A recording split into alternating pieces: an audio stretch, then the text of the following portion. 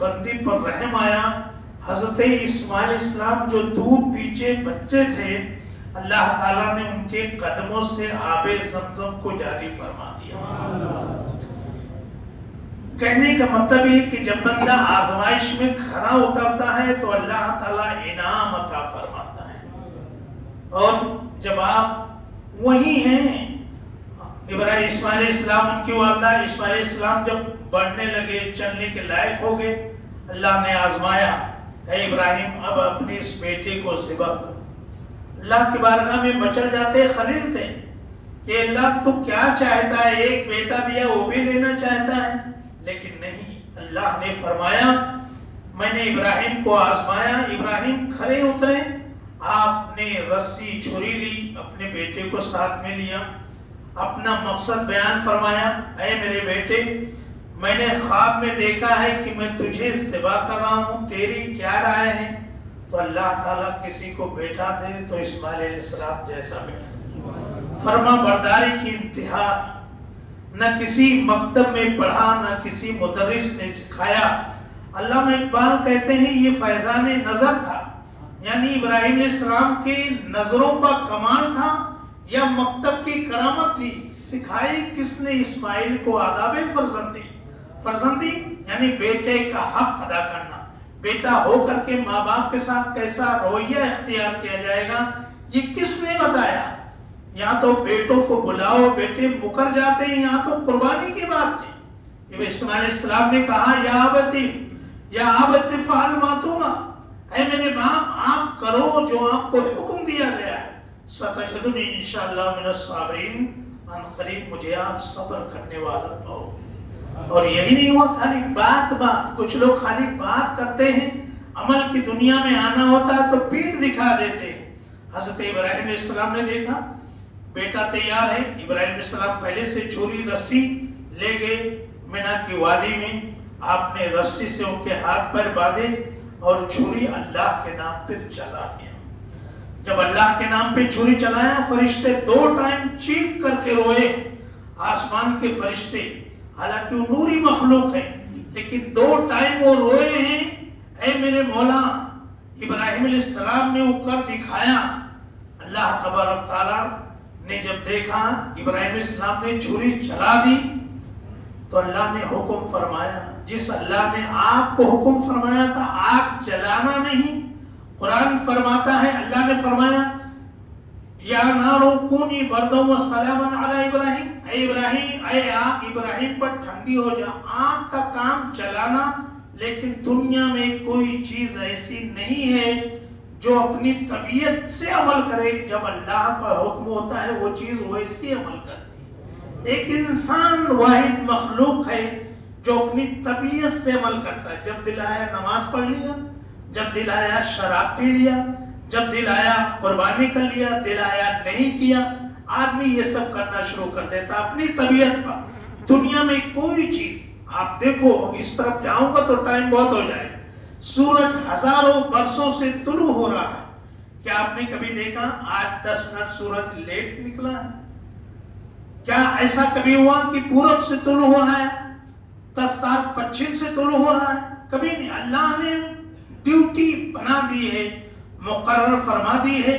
وہ تمام چیزیں اپنی سمت میں، اور جو اللہ نے وقت متعین کیا ہے اس وقت کے پابند ہیں. ایک ہم ہی پابند نہیں ہیں، اپنی طبیعت پر عمل کرتے ہیں. حالانکہ اللہ نے ہمیں بے پابند نہیں بنایا. اللہ فرماتا ہے وما خلقت الجن والانس الا لیعبدون، ہم نے انسان اور جنات کو اپنی فرما برداری کے لیے بنایا ہے. اللہ نے تو ہمیں فرما برداری کے لیے بنایا ہے، لیکن ہمارا حال یہ ہے اپنی طبیعت پر عمل کریں گے. جب دل آئے گا جھوٹ بولیں گے، جب دل آئے گا مکاری کریں گے، جب دل آئے گا دھوکہ دیں گے، جب دل آئے گا کسی کا مال گھسوڑ لیں گے. اپنی طبیعت پر عمل کرتے رہو، کوئی آپ کو پکڑنے نہیں جا رہا ہے. لیکن یہ بات جان لیجئے ان بطش ربک لشدید، تمہارے رب کی پکڑ بہت سخت ہے.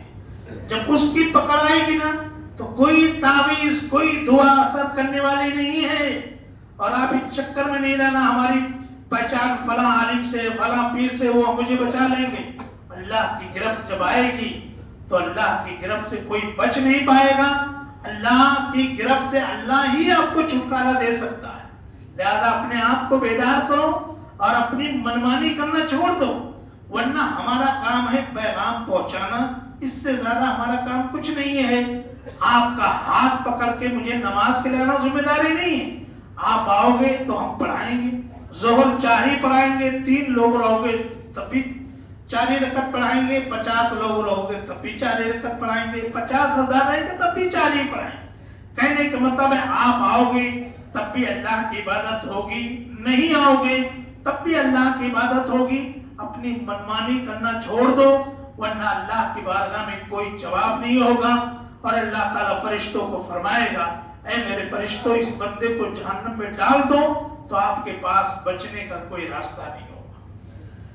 حضرت ابراہیم علیہ السلام نے چھری چلا دی. اللہ خود فرماتا ہے کہ میں نے ابراہیم کو آزمایا تو ابراہیم آزمائش میں کامیاب ہوئی.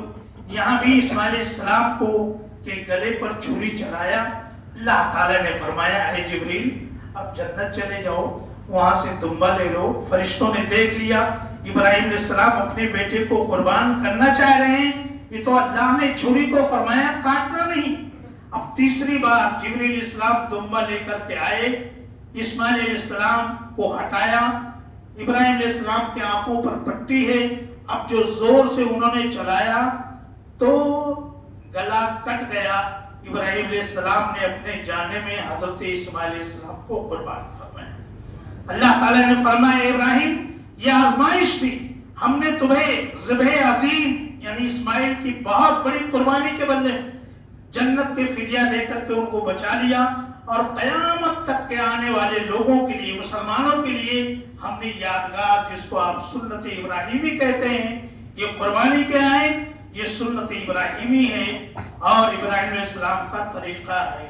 حضرت ابراہیم علیہ السلام یہاں پر آزمائے گئے اور کھرے اترے، اور بیٹا بھی یہی باپ بیٹے جب اسماعیل علیہ السلام بڑے ہوئے تو اللہ نے فرمایا اب انعام کا ٹائم تھا. اس لیے کہ ابراہیم علیہ السلام جب آزمائشوں سے گزرے، وطن چھوڑا، آگ میں جلائے گئے، بیٹے کو چھوڑا، بیوی کو چھوڑا، قربانی کیا، ساری آزمائشوں میں جب کھڑے اترے اللہ نے فرمایا اب کعبہ کو بناؤ. باپ بیٹے کعبہ کو بناتے. ابراہیم علیہ السلام مستری کا کام کرتے اور اسماعیل علیہ السلام گارا اینٹا لے کر کے آتے. جب کعبہ بن کر کے مکمل ہو گیا تو جس پتھر پر حضرت ابراہیم، اس پتھر کا کمال بھی کیا تھا، جس پتھر پر حضرت ابراہیم علیہ السلام کھڑے ہو کر کے کعبہ کو بناتے، جب ضرورت ہوتی اللہ کے حکم سے پتھر اونچا ہو جاتا اور جب ضرورت پڑتی نیچا ہو جاتا. اب جب کعبہ مکمل ہو گیا تو ابراہیم علیہ السلام نے دعا مانگی، اے میرے رب کعبہ کو، تیرے گھر کو ہم نے بنا کر کے مکمل کر لیا ہے، اے اللہ اس شہر کو آباد فرما دے، اس مکہ کے شہر کو آباد فرما دے، پھلوں کی روزی سے آنے والی نسلوں کو نواز. تو آج اس دعا کا اثر یہ ہے کہ مکہ والے بھی کھا رہے ہیں، مکہ کے باہر والے بھی کھا رہے ہیں. یہ دعائے ابراہیمی کا اثر ہے. اور ایک دعا آپ نے اور مانگی، اے میرے مولا میری ذریت سے ایک ایسا نبی بھیج دے جو تمام نبیوں کا تاجدار ہے. نبی و آخر الزمان بھیجنے کا تو نے وعدہ فرمایا ہے. اے میرے مولا اس نبی کو ہماری ذریت میں عطا فرما، ہماری نسل سے